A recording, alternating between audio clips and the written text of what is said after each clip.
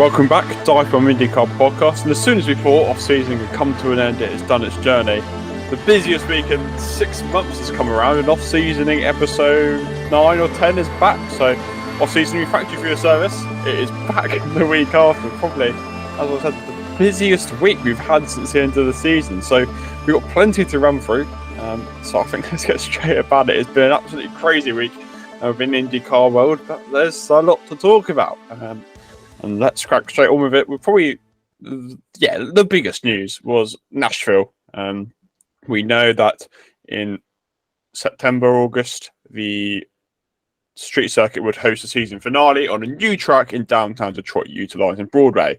It's become clear that isn't going to be possible in the current light just due to the changes at the stadium, the paddock area is an IndyCar race around. So we're now going to be switching to the Nashville Super Speedway, about half an hour down the road for this year, and what's potentially looking like many more years to come.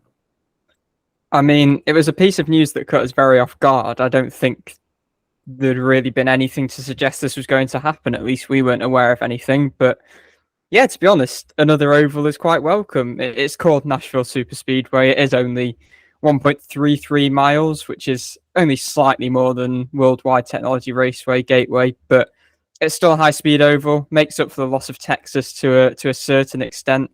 I mean, it would have been interesting to see the new street course layout, but yeah, that's not going to happen now. Nashville kind of had its reputation for chaos anyway, so there was a little bit of apprehension surrounding it becoming the final race, to be honest. I know there was excitement that, oh my God, we're going to see cars on Broadway, which is quite an iconic street in Nashville. But yeah, it's the first oval season finale in a decade, and it'll hopefully be a vintage one, really. It's exciting in prospect. It now means that 6 of the last 8 races are going to be on ovals, which, you know, you've got to say could be beneficial for Joseph Newgarden and Team Penske if they're in the picture around the halfway mark. But it was actually Scott Dixon that won there last time at Nashville on the oval. In fact, he won the last 3 races there when it was run between 2001 and 2008. It's also going to be interesting to see Indy next there as well, returning to a more high-speed oval. But yeah, I mean, does it speak a bit to poor planning that it's only been decided now under new leadership? Scott Borchetta, who is the CEO of Big Machine Label Group, who are involved in the music world. They are the primary event sponsor. He's now taken the helm in terms of the organisation of this Nashville event. And it was his review that essentially determined that it was not going to be feasible to race where the race was planned to be. There's construction going on the new Tennessee Titans Stadium, which is right next to the track. And Borchetta essentially says that takes precedence, and there just isn't enough room to house the teams, to house hospitality, which probably shouldn't have been that hard for previous promoters to discover, you would say, but at least it has been found and possible disaster has been avoided. And yeah, as you say, Dan, it could be a long-term move now. The construction is not set to finish until 2027, and you know, it's expected that there won't be a return to downtown until at least after that, if at all. There is a little bit of doubt, I think. Yeah, you mentioned something to do with like planning. I feel like that could be brought up in some circumstances. Like it would be brought up more if it was like mid-season or kind of like the season started. I feel like it would have been kind of fans to be aware of it beforehand. But I feel like it's at the season hasn't started yet. Like I know the testing has, but the season hasn't. So I feel like it's not that bad. I feel like if they've announced that it should be at that track, then maybe they should have kind of figured it out before they announced it. But yeah, I feel like it would have been worse if there was a like mid-season and then it all of a sudden changed. There was a lot of information being thrown at us very quickly, but I don't know. Scott Borchetta recently took over the role organising this event, and at the start of the media conference, Mark Miles, who's the Penske Entertainment CEO, basically looked at Scott Borchetta in the virtual eye and gave him a lot of credit because it wasn't an easy call to make. This Nashville event was seen as potentially IndyCar pushing a crown jewel event outside of the Indy 500, much like the Las Vegas Grand Prix in some events. It was an event they were trying to push. They were trying to promote IndyCars down Broadway. And Scott Borchetta has made a huge decision to stop that. And looks like from what he said there are logistical issues. It isn't feasible to build a paddock, or isn't feasible to get cars to the stadium, and the works to the Tennessee Titans NFL Stadium has got a lot more work than probably first precedented. And as he said, 2026, 2027 at the earliest. By then, is there still a desire to race at downtown Nashville? Could this be the end of us racing on the streets of Nashville? That is a really, really big discussion to be had. I don't know. Are we sad about a potential loss of Nashville? I think there's a slight tinge where maybe it was a different aspect of a different environment this year. We lose a little bit of that feeling. I mean, I think it's a loss that we aren't going to get to see this new layout, this kind of revamped event. But at the same time, kind of the hardened IndyCar fans are very keen to have more ovals on the schedule. And I think this has kind of worked out quite well. There was a keenness to keep Nashville as the finale, and it's a little bit out of town, but it is still going to be Nashville. They knew the oval was available. Yeah, maybe it's not great logistically, but they still plan to have some events downtown as well. So they want to keep kind of the heart of the event kind of with downtown Nashville. There's going to be a pit stop competition. It's kind of still going to be a party weekend centered around downtown. And yeah, I mean, kudos to Scott Borchetta for kind of figuring this all out, sorting this all out in quite a prompt fashion. I think he took over in December, so this review's kind of happened fairly quickly, and yeah, he stepped up, seized the initiative, and prevented what could have been a possible disaster when it came to the season finale weekend, which is an important weekend, obviously. Yeah, big news on the ovals as well. It's going to be intriguing, as you said. Maybe sort of makes up for loss of Texas. Obviously, it's not much longer than Gateway, but Gateway is quite flat banking. It's not quite super speedway level, whilst Nashville isn't quite to the same speeds and power as Texas, but it's sort of a middle ground between that and Gateway. It will be the fastest oval outside the 500. As we said, we haven't been there in 16 years. I mean, it's a lot of credit to the longevity of Scott Dixon. That not only was he there 16 years ago, but he was winning there 16 years ago. But it's exciting, it's a track that many IndyCar fans haven't seen. And as a championship finale gives a bit of an unknown. And obviously, as you said, we've got a huge oval stretch the last 6 races of the year. 6 of the last 8 races of the year, including 4 different venues: Milwaukee, Iowa, Worldwide Technology Raceway, and Nashville. So it's going to be a real mix. So could see some oval experts coming in towards the end of the season. It's going to be quite interesting. And you said if Newgarden's in that area, he might be thinking about the same as the likes of Pato O'Ward, for example, has gone strong in the ovals recently. So I'm actually looking forward. I think the news was a lot. There was a lot of information literally thrown at us in a very short amount of time. But I'm looking forward to the future of the Music City Grand Prix, not in downtown. So quickly going back to the layout. So I think it was unique.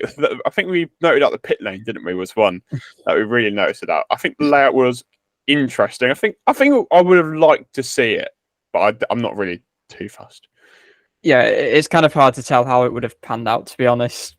Kind of impartial to it, really. Would have liked to have seen IndyCar down Broadway. Would have brought more attention, I think, to the series as well. But yeah, it's hard to tell, really, because it was chaos for the first few iterations of the now old layout, even though there isn't going to be a new street layout. But yeah, I'm kind of impartial to it, to be honest. It would have been interesting to see whether it made much of a difference, but I'm quite glad to have another oval, really. Yeah, I wasn't that bothered about it. I feel like it doesn't make a big difference as to whether it happened or not, in my opinion. But if it happened, I feel like it would have been great. If it hasn't, I feel like it hasn't really made a difference. So that's obviously going to be a big talking point coming in if IndyCar returns to the street. So that's exactly what we asked Scott Borchetta about a potential layout change towards the Nashville Street Circuit, as well as the following question to Penske Entertainment CEO and President Mark Miles. Got time for a couple more. Dan Jones, DIVEBOMB Motorsports. Go ahead, Dan. Thanks, Dave.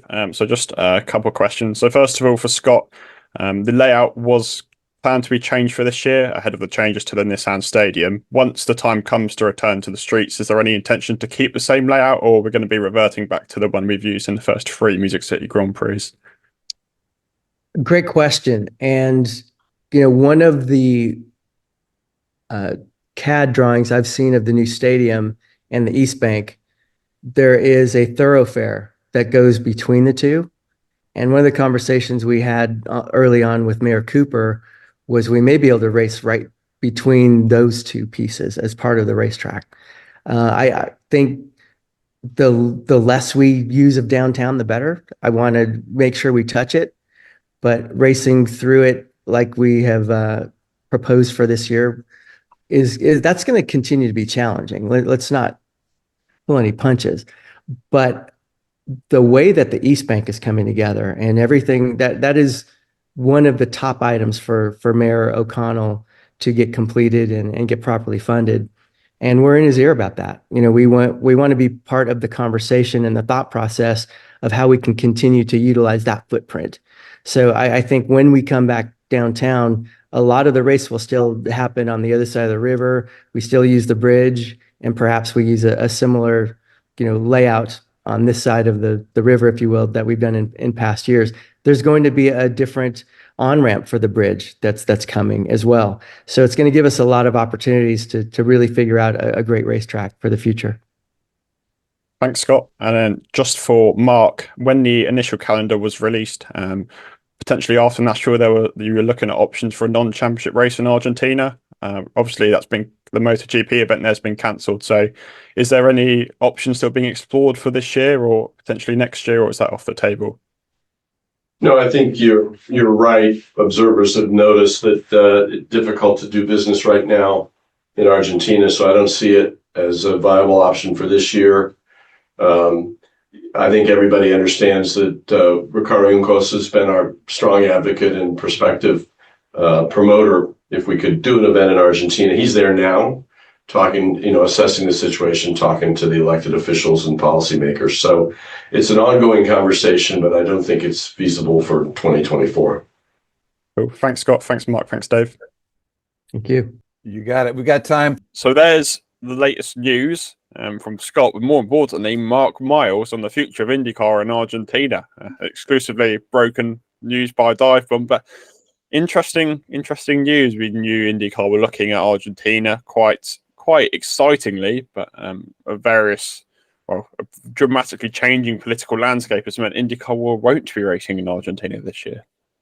Well, we've kind of hit the heights of the Argentinian motorsport community, or maybe the lows of the Argentinian motorsport community, because I think they're going to be disappointed with this news. And I think there was always awareness that there was a tricky financial situation, even with Miles kind of saying, I think it was on a call back in September, that progress was being made and kind of all parties wanted it to happen. But there was the recent cancellation of MotoGP's event, which was a permanent event. It was on the calendar, scheduled to be there, points race and everything. And obviously this IndyCar event would have been a non-points race. It would have been an exhibition and on the priority list of a country that are in a little bit of political uncertainty, I believe. I can't kind of admit to be that well informed on the situation, but I think there's some political change ongoing. The financial situation has been spoken about not being fantastic at the moment, but yeah, it's a shame. Obviously, it would have been a good chance to go back international, to raise the awareness of the series and kind of take advantage of this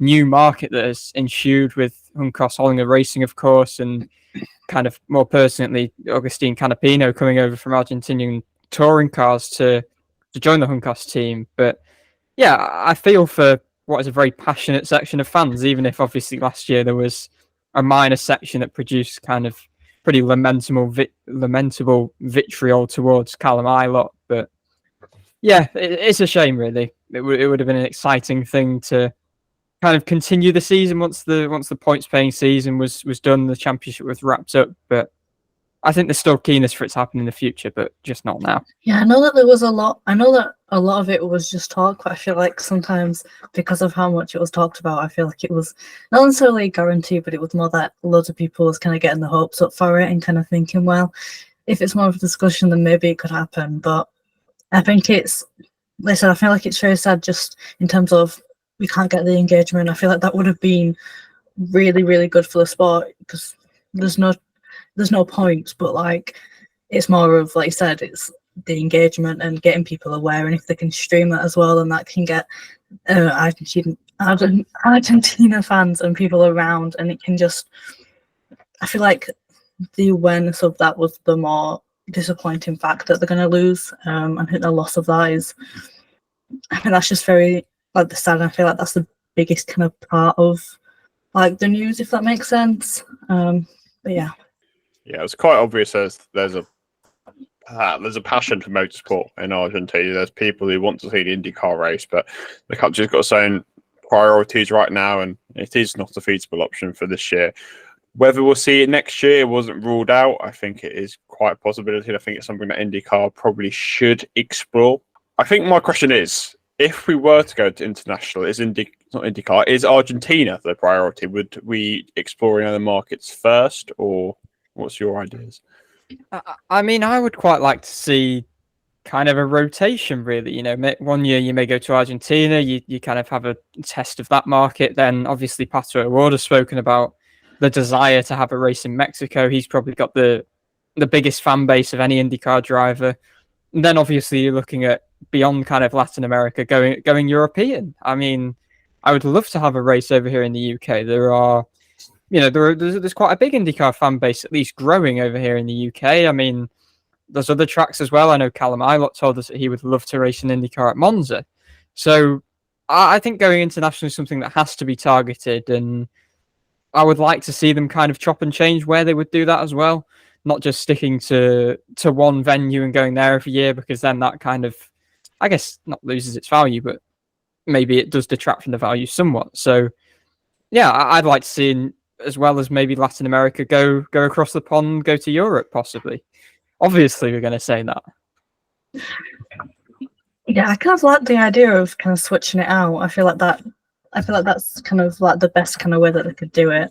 In terms of where they could go, I don't know like specifically, but I feel like kind of to start out, maybe target the kind of more motorsports and more like IndyCar fan based, kind of get it more known and more talked about in terms of like getting them to do it again year on year. And then I think afterwards is just kind of seeing where the demand is. I think that would be really good. And obviously if we can have one over in the UK, I think that would be really good, I think, for us and kind of loads of other fans. I think it's where's the fan base. We know there's a fan base in Latin America, but somewhere like East Asia might be beneficial for the series, considering the population numbers there. I know they've been to Australia previously. We don't quite have the market there, due one to time zones and two to just the population isn't as big. And then you're looking at Europe, and the series is potentially looking at expanding their presence in Europe. Is a race the right way to go around it short term? I don't know. The costs to ship everything from America to Europe can't be particularly cheap. So there's obviously a lot of factors to bear in mind. Again, they've got priorities. They've got TV to sort out, amongst other things. So it's an interesting one, but I don't think it's a priority the series need to be looking at. Again, Argentina next year would be a good idea. Do they push for it as exhibition or championship? That's another important point, because it's a lot of effort for teams not to really get much reward out of it. So it's another thing you've got to bear in mind, because especially if you've got TV deals, it's again, how are you going to ship everything there, everything back within the short enough period to keep the season going, basically.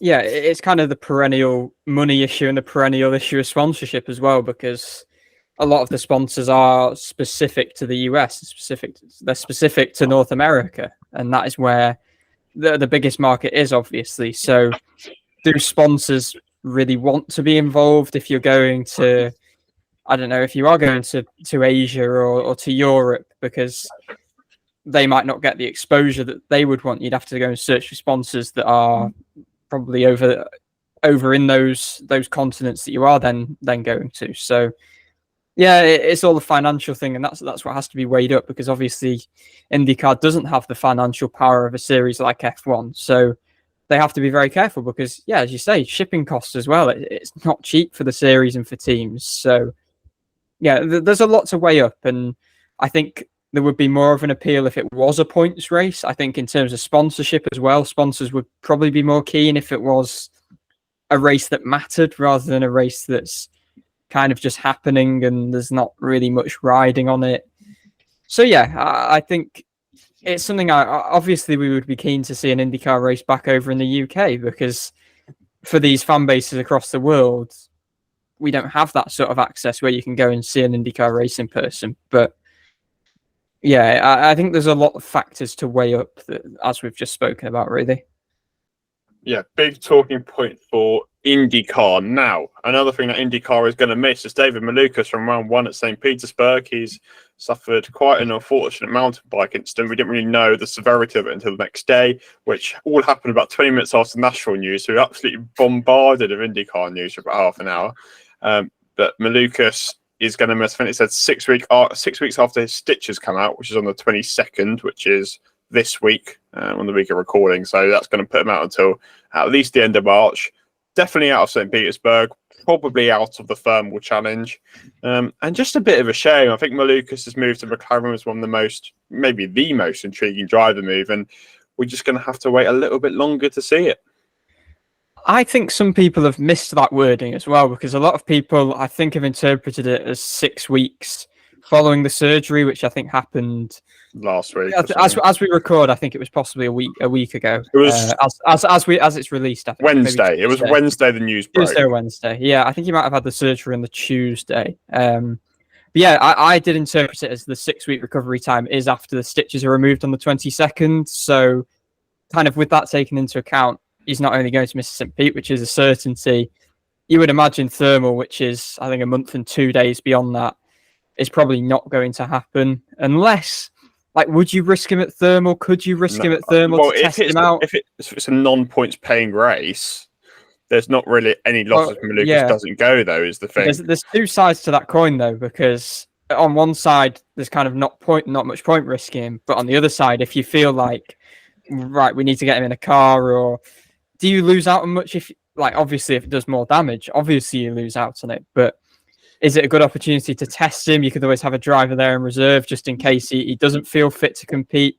We don't really know what that weekend's going to be yet. So, a part of it is kind of like a test. Is that where you okay, if it feels like he's close to returning? They have the test 3 days before, don't they? Yeah. So is that an opportunity for him to see how he is then? Exactly. That's why you kind of, there's two sides to it, because why risk him if it's not a points race? But also, okay, it could be a good chance to see where he's at if it's not a race that matters. So yeah, there's kind of two sides to that, really. Yeah, it's just wretched for him, really. It's quite a significant injury as well. I think initially people were saying, oh, it's his hand, but no, it's a dislocated left wrist, which is quite a bit more severe, unlike what we've seen from Callum, Ilott, Jimmy Johnson, who pretty sure Jimmy Johnson raced on the same weekend that he broke his hand or something the other year. Callum Ilott was back after his 500 accident, I think, within a couple of weeks, but this is more serious.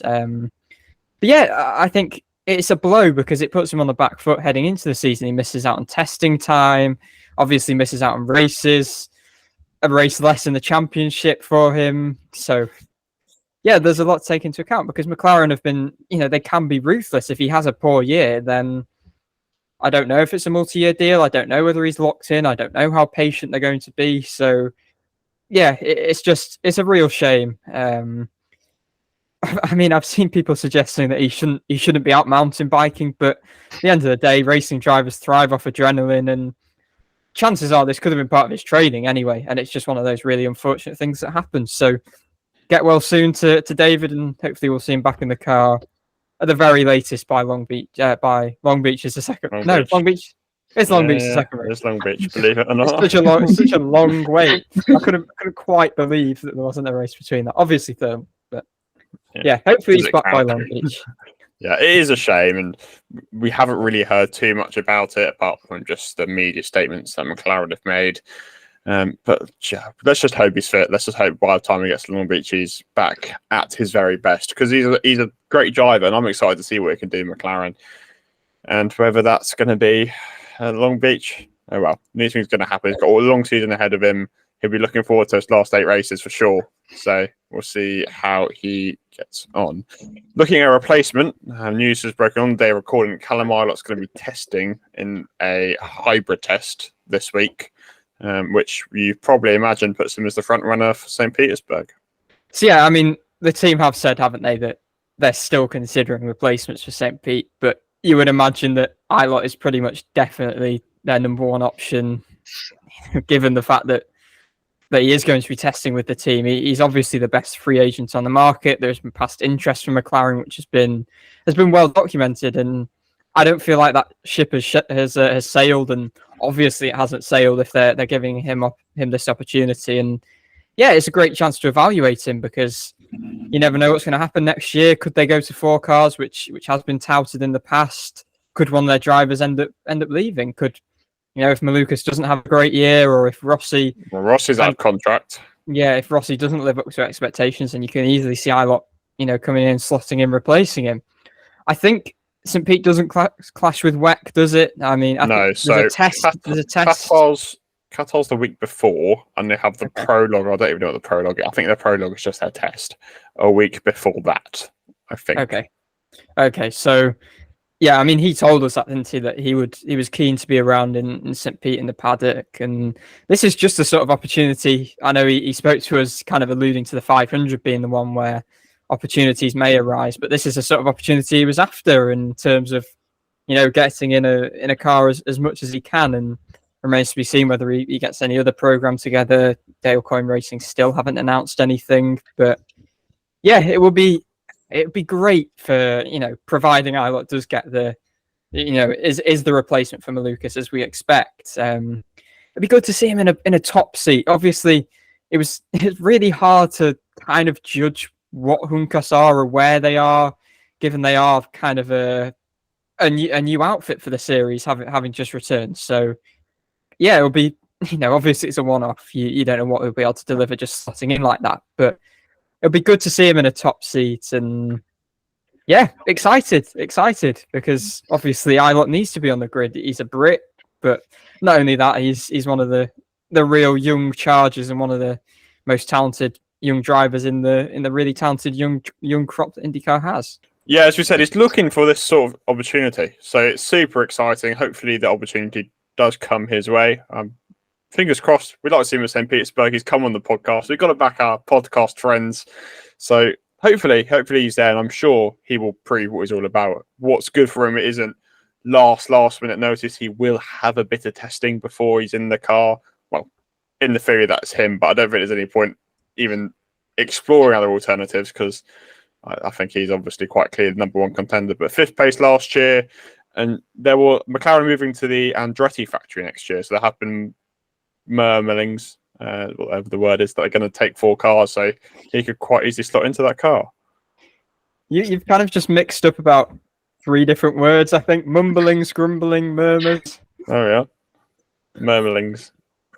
Murmurings. That's a podcast word. So yeah, there's murmurings. He's going to be in the car for next year. So let's see. Maybe this is the start of a big opportunity for him.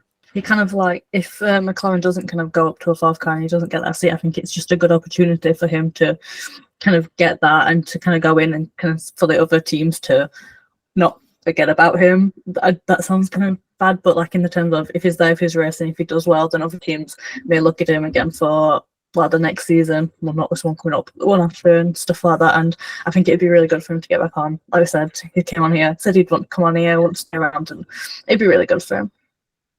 Yeah, I mean, I'll just quickly touch on who else could, just in case Ilott doesn't for whatever reason race. I mean, Zach Veach is supposedly the reserve driver.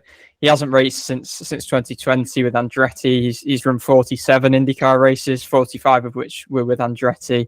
Not masses of success. I mean, you've got Daly as well, who kind of established himself as a super sub last year. I think he's subbed in for the team in one of their previous iterations. I mean, he's been with everyone, so of course he has. Harvey, if he's not with Coyne, but we're still awaiting that announcement. But yeah, Jack Harvey is one of the ones that we kind of think could be with Coyne. Kind of just guessing a bit. We saw suggestions as well of Tony Kanaan as an outside bet, but yeah, I think that's he's supposedly retired. Just take note of the supposedly, because he couldn't retire at any given point, knowing him. But I mean, he hasn't driven a road course race for a long time, so yeah, Ilott just makes the most sense, I think, than maybe Daly or obviously Veach. So, ahead of the new season, you might need some way to support your drivers, to show your representation. So why not look at getting some IndyCar merch? Because, as you know from last week, the DIVEBOMB IndyCar Podcast is delighted to be sponsored by Formula Model Shop, the best place to get your IndyCar merchandise, not only in the UK, but in Europe as well, as we both try and grow IndyCar in the continent. You can use the discount code 5BOMB, which is all one word, FIVEBOMB, to gain 5% off products on the FMS site. You can visit our Instagram highlights on the DIVEBOMB Instagram, Project DIVEBOMB, for a link to an exclusive VIP section on the FMS store, courtesy of DIVEBOMB. And you can find the FMS site via a banner on the DIVEBOMB website or by visiting formulamodelshop.co.uk. Stay tuned for exclusive giveaways, events, and other content. Talking of returning names, Takuma Sato is back for the 108th running of the Indianapolis 500. He's returning to Royal Lanigan, the team he won the race with in 2020. The bit of the bizarre Indianapolis 500 in the month of August with no fans. But no one needs to remember that bit. Obviously, a two-time winner coming in the 75 car. And after Catherine Legg was in the extra entry last year, it's going to be Sato this year. I think it's a big move for RLL. We have mentioned how bad their month was many times last year. And Sato's a two-time winner, plenty of experience. He's reliable, he's fast, and I think he's exactly what RLL need to be in that team if they want to avoid a repeat of last year. And it confirms bumping as well. That's presuming Coyne are going to pick a driver by then. Well, that's true, actually. Yeah, we've only got 32 drivers confirmed, with 2 of the ones that are not confirmed being supposedly full-time drivers. So yeah, that is a great point, to be fair, but more or less confirms bumping. And if we're to believe then that not Jacob Abel, if RC Eneson is going to be driving for Abel Motorsports, which is kind of unofficially a thing. I mean, he obviously turned up at Content Day. It's not officially been announced, but she just ticks the final box, basically. Yeah, we should be at 35, but it's always fireworks with Takuma Sato. Obviously, it's exciting to watch him pretty much all times. I mean, he isn't always taken kindly to by his fellow drivers. I think he had a bit of a coming together with Callum Ilott. Was it Gateway possibly, or one of the Iowas? Yes, can't really remember which, but he's aggressive, and that doesn't always go down well. But yeah, I mean, it's actually an interesting decision from RLL because it's kind of one of the storylines of the season, and on Content Day, it was one of the things that their drivers were kind of all asked is, whether they can have an upturn in fortune on ovals. Because, I mean, last year, time and time again, obviously they were bumped from the 500, but Graham Rahal, even one of the later season oval races beyond the 500, said it was the worst car he'd ever driven on an oval. So they would have had to weigh up whether it was more beneficial to stick with 3 cars and streamline for the 500 compared to the 4 cars they ran last year, or bring on board that oval expert in terms of Takuma Sato to kind of help to overcome those woes. So it was like, do you go for 3 cars with more focused resources, or do you go for Sato, who will bring knowledge and probably give you the best shot at winning that race again, as he did with them in the month of August in 2020. But Sato's also landed a role as an advisor for Honda. I don't know if you saw that today. Yes. What's the exact role? Is it just advisory? But he's a proper staple of the Honda brand. And there's people glad he's back. There's people like Kamui Kobayashi and Kazuki Nakajima who do similar sort of stuff. But as you said, I think it's a huge pull. I think it's the best possible pull they could have done. And I'm not going to say they're not going to get bumped, but I think Sato is probably the number one man to not get them bumped. He is mighty quick. He's very go big or go home as Sato. He won't fray from a challenge, and that's what we love. He brings a lot of character to the Indy 500.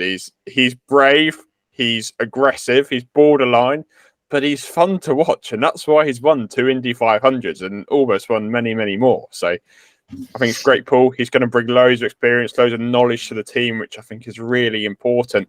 And good to see him back at the place that he made history with just 4 years ago.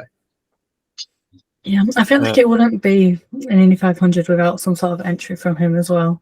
I feel like he's been there quite a bit, and yeah, it's just again just bringing that kind of knowledge in, and that's what they'd need, especially after how last year went. But I think they just kind of would want him to bring him on, like you guys said, and then just kind of hope that they make it through bump day, and if they do that, hopefully it's by some sort of margin. Yeah, and I'm looking forward to bumping. We technically needed one more entry to fill the field. I think we've got 34 entries, but 32 cars, 32 drivers. So it's all very confusing. But let's assume Coyne are going to turn up. Let's assume Eneson's coming. That's 2 cars bumped. That's another one on last year. Really good news for IndyCar, but there's murmurings. What's my word? Whatever it was. Mumblings, Mumblings. Whatever it was, that AJ thought he might bring a third car, which could bring it to 36. And we're not going to go down that avenue because that would be great, but I don't want to get my hopes up. But even so, 35, great news. I mean, at least it isn't only one person feeling upset this year. So I'm really excited. I love the month of May, and they just keep on making it better. I mean, it doesn't really soften the blow for the bumped individuals, does it? But I think as an onlooker, yes, it certainly helps when it's at least all the cameras person. aren't just on you. Exactly. It should soften the blow a bit. So this is probably a few weeks ago now, actually. But Larson did his latest Indy 500 prep at Phoenix Raceway. The test seemed pretty good all around. There was one moment which Larson has gone into quite a lot of detail about how he almost lost the car. Now, many people think, oh no, that's not good news. He's almost crashed the car. How can that be good? But Larson's taking loads of positives from it, in that he's now pushing the car to its limit and he's dealing with it quite well. And I think we all sort of want to see Kyle Larson do well. And yeah, he seems pretty confident. More laps under his belt. Yes, Phoenix Raceway isn't quite the Indianapolis Motor Speedway, but it's all going to count towards the training. And I think we're next seeing him at the Open test, I think. Yeah, unless any other tests come up, but the NASCAR season is getting going now. But yeah, this was 2 weeks ago, pretty much now. I think obviously last week's recording was a bit of a different episode, so I think we might even have spoken about it 2 weeks ago on that episode that this test was upcoming. I think he possibly recorded. He did the test on the day either just after. I think it was the day off because it was planned to be the day after, but they moved it back. Yeah, I think that's the case. But there was lots of interesting detail from him on a media call. He's been, I think we've heard him speak twice now. Fascinating both times, really. He gives a lot of insight, and as you said, it's kind of an interesting track selection for a test ahead of competing in the Indy 500 because unlike IMS, it's not a super speedway and it is a track that Larson's familiar with. But I think there's actually kind of one element of it that it's actually helps his feel for the car by sort of going on a different track type. It allows him to kind of feel different things in the car, maybe become more entwined with the car. And interesting track choice, but I'll quickly cover some of the key details of what he kind of had to say. I think, as you said, Dan, there was that moment that he kind of just kept bringing up. He clearly relished having this moment, and he said he felt uncomfortable at times, but it was actually good to experience not having a perfect car because chances are in the 500 you are not always going to have a perfect car. And he said this moment he almost spun, he saved it. He then spoke about kind of just the importance of having that experience and kind of the value of that happening on a test day and not kind of in the month of May when it kind of matters a little bit more. And then especially happens at 220 plus miles per hour on the IMS oval, and then God knows what's going to happen. It's probably going to be more tricky to save. He spoke about the speed of an IndyCar again. He said that it just feels like he's going much faster, I think, compared to a Cup car, and he feels like he's close to the limit, but he's not quite there yet. I think one issue he said he's had is that there's not been anyone else on track with him to kind of compare himself to, so he could be a second up on where he wants to be. He could be a second down on where he needs to be, so he doesn't quite know yet. I think one of the biggest challenges will come in the open test when he starts running with traffic, but again, I think he'll see that as valuable because obviously it's something you have to overcome. I think R.C. Emerson spoke to us about how tricky it was when he came to the race last year, having not done any traffic running. The car wasn't feeling great. But yeah, I think Larson is really keen now to kind of learn what it after this. Yeah, he obviously had his rookie orientation at the back end of last year, but after this test, he kind of just wants to know what all of the work he has put in so far, kind of what it means.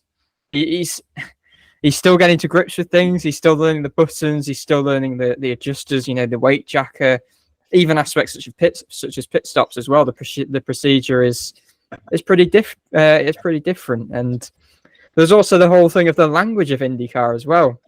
He's still having to learn what understeer and oversteer mean compared to what in the NASCAR world he would say are being loose or being tight. So yeah, there's an awful lot of detail there. I wrote a piece up a couple of weeks ago that you can find on the DiveBomb site that kind of went into a lot of detail of just the story of this test day. But he's clearly excited.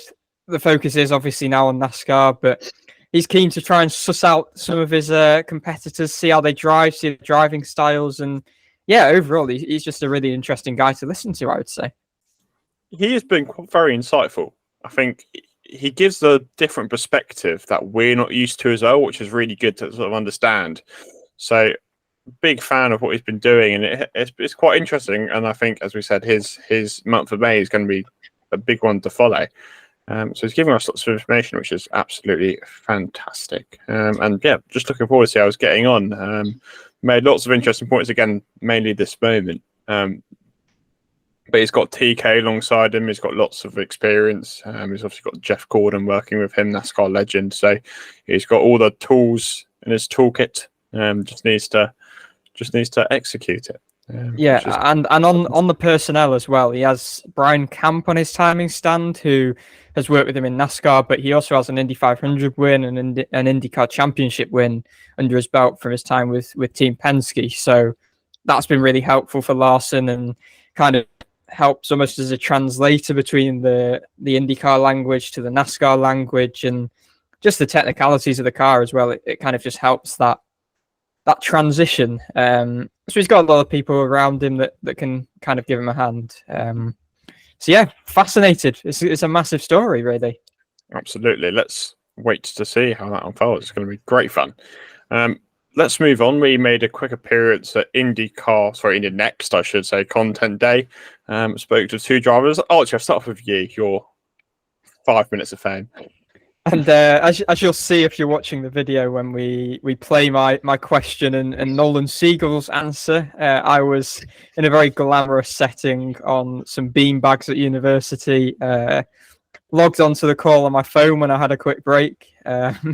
Yeah, it's all the more interesting now, actually, having spoken to Siegel. It's probably a couple of weeks ago now. Marshall Pruitt has said on his podcast that there is a possibility that Siegel could run a select few IndyCar races as one of what could end up being quite a few Dale Coyne Racing drivers this season. Possibly run the 500 alongside a few races which run alongside his Indy Next campaign. But yeah, this Content Day came shortly after he had his very, very successful test with Coyne, and he evidently already feels very comfortable in the car, including physically, which is always a big step. And he was on the pace, right amongst some experienced drivers. Obviously, the thing we've hammered home so much, it's a test. You can't read too much into everything, but I think in his first outing in an IndyCar to be that on the pace, I think you can read a lot into that. So yeah, I asked him kind of whether the plan was always to do Indy Next this year over fast tracking to IndyCar, and there was some interesting insights there. Actually, he kind of acknowledged that he may have gone for IndyCar if the right opportunity came up, but he simultaneously acknowledged that kind of Indy Next is a great place to learn, and the spotlight isn't on you there. So rather than learning in IndyCar where there's more eyes on you, it's kind of a good place to learn, just with a little bit less pressure, I think. So yeah, I mean, he very heavily hinted at, when he does his first race next year being 2025. So it's evident that a full-time opportunity, you would assume, is already there. And, providing there's not like a disaster this year in Indy Next, he probably will be on the grid full-time in 25. But yeah, could be even earlier now. But Here's the full answer from Siegel. All right, got time for one more, so we'll go to Archie O'Reilly from DiveBomb. Hi, Nolan. Was the view always to return to Indy next for 2024? Was that better for your development rather than pursuing something in IndyCar? I think it's hard to know. We talked about it there. Ultimately, I think had the right IndyCar opportunity come up at the right time, maybe we would have considered it. But at the end of the day, I think Indy Next is a great place to learn, and rather than learning everything in IndyCar where everyone's watching and everything matters all the time. Well, everything matters all the time in Indy Next too, but no, I think learning everything that I need to learn to be ready for IndyCar when I go to IndyCar is really important. And I'm hoping that when I do my first IndyCar race, I will be better prepared next year than I would be at the start of this year. And then I spoke to Louis Foster in a similarly glamorous environment at work on my laptop, but it did the job. The blurred background coming in handy. But yeah, Foster, again, he's seen as one of the big ones for this year. Obviously, he's British based, so that's good news for us. Flying the flag for the UK, and also I quickly touched on his plans with testing. Did a bit towards the end of last year, but who do we see as the championship contenders? Who do we see as a champion? I think Foster and Siegel are probably the two favourites. Miles Rowe might be up there as well. Who's our early championship pick? I think Foster and Siegel are the two, really. I think, yeah, I mean, it'll be interesting to see how Rowe does stepping up, obviously, because, I mean, even last year, Siegel kind of really exceeded expectations. He had that run mid-season where could he have run 4 on the bounce if it wasn't for that Detroit issue, something along those lines. So, yeah, I think they are probably the two, but we'll see. You're going to pick one? I'm going to go for Siegel. That's fine, because I want to go for Foster. We'll take one last question off the Zoom. We'll go to Dan Jones from DiveBomb. Go ahead. Thanks, Arnie. Hi, Louis. Great to have you flying the British flag for all of us back here. Looking back at last year, you had your first IndyCar test towards the end of last season. How have you learned from that? Is there anything from that you're going to take into this year? And is there any more plans to do more testing this year? Yeah, it was a great day. Obviously, massive thank you to Andretti Global for giving me the opportunity. We really enjoyed it. It was a full day at Road America. Yeah, it was just great to get a feel for the car, get an understanding for it, preparation for hopefully what's to come in the next year or so. But yeah, I mean, there's definitely stuff to take away. For sure, the main thing I would say was the amount of detail involved in an IndyCar test and the stuff that we tested during that day. Just really opened my eyes up to the amount of detail that they put into the IndyCars, especially Andretti. They did a really good job.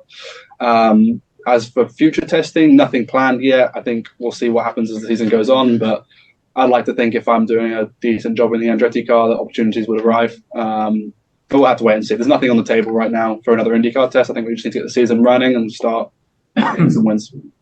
Right, day of recording. A slight bit of sort of IndyCar news. WEC entry list was announced. Sort of regular IndyCar names you'd expect: Callum, Ilott, Roman Grosjean. But Chip Ganassi Racing are bringing back Scott Dixon as they did last year in their Cadillac entry. But in the other car, we're going to see Alex Palou, which is quite cool. I've seen today also they wanted to get Lundqvist to see, but there wasn't an opening. But yeah, we're seeing Palou in Le Mans, which is cool. It's great stuff. Love it.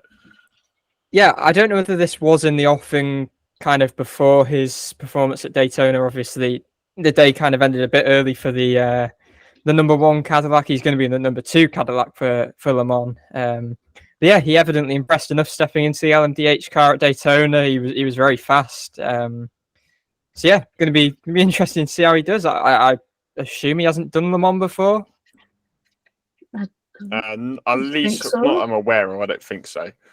Yeah, so good IndyCar representation though. Another one of the Triple Crown races very, very shortly after the 500.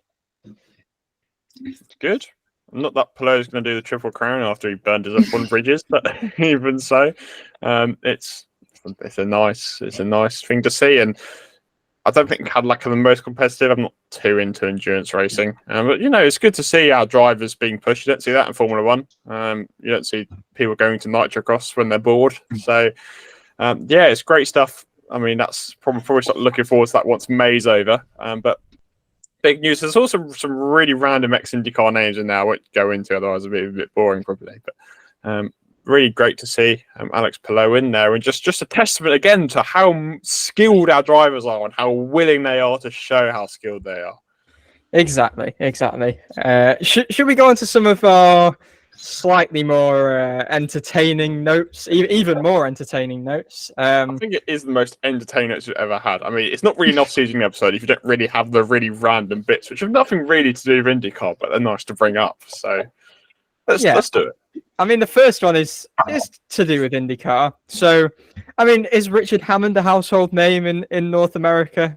I don't really know, to be honest. But there was some sort of auto show in Toronto, I believe. James Hinchcliffe was there. He got inducted into the Canadian Motorsport Hall of Fame. So, congrats to him. I don't know if this was part of the same event or not, but yeah. So Hinch was there. And then there was a very random Instagram story of Townsend Bell interviewing Hinch, and on the panel was Richard Hammond, Top Gear Grand Tour legend. So, yeah, that was quite something. Not what I expected to see when I loaded up it. Yeah, not what I expected to see when I loaded up Instagram. You're making this sound like a commentary trio upcoming. Oh, brilliant! Diff's gone for Richard Hammond. Yeah, that would be one. We need to do it for one race. One of the races where Diff isn't there. I'm sure there'll be one at some point. Well, a very old Top Gear episode, Richard Hammond went to NASCAR at Texas in about 2011. If any Top Gear fans remember that. So everyone Top Gear used to take the mick out of him for being American, didn't they? So he's halfway there. So you never know. I mean, maybe Diff, Townsend, and T Bell are trying to become like the Top Gear trio. Maybe they should do their own Top Gear style show. That would be great. Imagine, because we know Hinch and T-Bell like to have their little petty arguments. It'd be brilliant. It'd be true Top Gear culture. I think it'd be fantastic. Who represents each of the presenters best? Who's the James May of? Ooh, it's quite a difficult one, really. I can't think of anyone that's no really one stands Clarkson. out like Clarkson, do they? No. Who's the loudest? Yeah. Probably T-Bell's most boisterous. Yeah, probably Townsend. Yeah, I don't know, really. Yeah, it's quite a difficult one. That I don't think I can give a definitive answer, to be honest. That's a good idea. We should have like a Diff, Townsend, and Hinch roadshow. Imagine that. Oh, that would be great. NBC needs to do it. Yeah. What else do we have? We had Conor Daly and the Indianapolis Pacers. Favorite Conor Daly doing the NBA All-Star Celebrity Game. I mean, I think I said to you, I think Conor Daly might have the most unbasketball build of any human being I've ever seen. So it's not an offense to Conor Daly. He's just very stocky and not very tall, which isn't exactly your stereotypical basketball player, but he seemed to have the time of his life. Yeah, I mean, I saw him complain a little bit about his playing time, so I'm not sure how much he actually he got onto the court for. But yeah, I'm not a basketball guy myself, but he drove Tyrese Halliburton, who I believe plays for the Pacers, to some sort of event to do with this All-Star Week. He drove him in the IndyCar 2-seater through Indianapolis, which was quite cool. He then competed in this celebrity match alongside some supposedly big names in the US. I only knew of a couple. I think CJ Stroud, and one of his coaches was Peyton Manning as well, who I am aware of from the NFL. But yeah, Dan, I don't know whether you were aware of any, or Ellie, if you... I don't think I did. I'm trying to find lists. I'm also trying to find if Daly scored any points, but I don't think anyone tried. I've heard of Kai Cenat because he's quite a big streamer in the US. And I think, who was the coach? 50 Cent was Conor Daly's coach. Yeah, because I knew Peyton Manning was one of his coaches. 50 Cent was his assistant coach. I've heard of Gianmarco Tamberi. He's a high jumper. And I think that's about it. I mean, Lil Wayne was the assistant coach for Stephen A. Smith's team, which is a bit interesting. It's a bit crazy. We don't sort of get that over here, do we? It's a celebrity game. Conor's he's the king of Indianapolis. Yes. Everyone knows him. He's a household name. You should go for mayor. I mean, he had that. You might win it. He had that Instagram story of Steph Curry. Yeah, no, he got acknowledged by Steph Curry after shouting, "Go on, Steph," or something. If anyone watched courtside. If anyone watched the game, can you tell us if Daly has scored any points? And even better, can you give us a video of Conor Daly scoring a 3-pointer or something? Because I'd love to see it. I think it would have been clipped up if he did, but we can pray, we can hope and pray. The way basketball works is almost everyone scores a point, so it'd be quite impressive Daly didn't. But I don't know. I hope he did. We'll see what he says on his podcast on Wednesday. Yes, it's a good idea. But yeah. Talking of that NBA event, Stingray Robb was volunteering in some form at the All-Star event, and I just wanted to bring up what a genuine guy he comes across as. I saw on Dave First, who's our the moderator for all of the media calls and the press conferences, on his Instagram story, there was a video, and he said he'd spotted IndyCar driver, and it was Stingray Robb. So yeah, I mean, he showed that when he joined us on the podcast, but I just wanted to give a shout out to Stingray for being a great guy. He is. Such good vibes. Stingray Robb. I think I sent you a story where he's just started eating like a pasta or something, and then just gave us like a close up of him eating this pasta, which is quite funny. But yeah, he's just like such across as such a genuine guy, even like helping out this charity or whatever it was. Just good vibes. What a gentleman Stingray Robb is. What a guy. Any other notes? I mean, IndyCar trading cards are coming. That's something. Yes. Stay tuned for more on that, possibly. But yeah, we've exhausted a lot. We've exhausted a lot, haven't we? I mean, just want to say, keep it on the DiveBomb site leading up to the season as well, because as well as podcasts, we should have a lot of feature pieces coming, some prediction pieces. Dan will have a preview out. And we've passed 100 days to the 500 now as well. And I had a piece go up Friday, I think it was, on the possible impact of guaranteeing entries and the degradation of the bumping spectacle that would have. So yeah, just keep an eye on the site, keep an eye on the podcast feed as well in the next couple of weeks, because we'll continue to look ahead to the season. Yeah. How many days is it? Oh yeah, how many days? I think it's going to be 17. I've not updated it, but it's going to be 17 when this goes out, because 2 weeks on Friday is coming. It's up. very close. It's coming up quickly. And yet Dale Coyne still haven't announced their driver for 2024. Next week will be the week. We've been saying next week for about 3 months. Is it predictions next week? Yes. We're going to go on a limb and predict a Jack Harvey championship without him even being announced. Our entire episode is dependent on Coyne next week. Yeah, maybe we can. If not, it gives us another prediction to do. Who will get the Dale Coyne racing seats? Which 10 drivers will compete for Coyne across the season? But we can't predict that, because it'd be the 18th place in Moroccan Formula 6000. So how are we supposed to work that out? Yeah. That's a great point. I was saying this to you. Like, how has McLaren announced their reserve driver for a test before Dale Coyne have announced their full-time driver for 2024? Oh, they're going to be the only ones left for the 500 grid. We're going to find out one day before qualifying who's qualifying the car, and then we'll take another week to find out who's actually racing their car. So, Coyne, you've got to get a reaction. Our episode is in jeopardy if you do not announce next week. So please, Dale, if you're watching this, please, next week, we'll pray to the IndyCar gods. I mean, there's quite a funny meme running about of Donald Trump and Mario Andretti in an IndyCar saying Dale Coyne's driver's rocking up to St. Petersburg. I mean, at this rate, I wouldn't be surprised. Can't rule anything else. You couldn't. But anyway, I think that's what we've got time for. So thanks very much for watching. Thanks very much for listening. If Coyne have announced by next week, you'll have a predictions episode. If not, you'll have half a predictions episode where we just don't include Dale Coyne in any of the predictions. But that's it. So, as I said, thanks for watching. Thanks for listening, and we'll see you next time.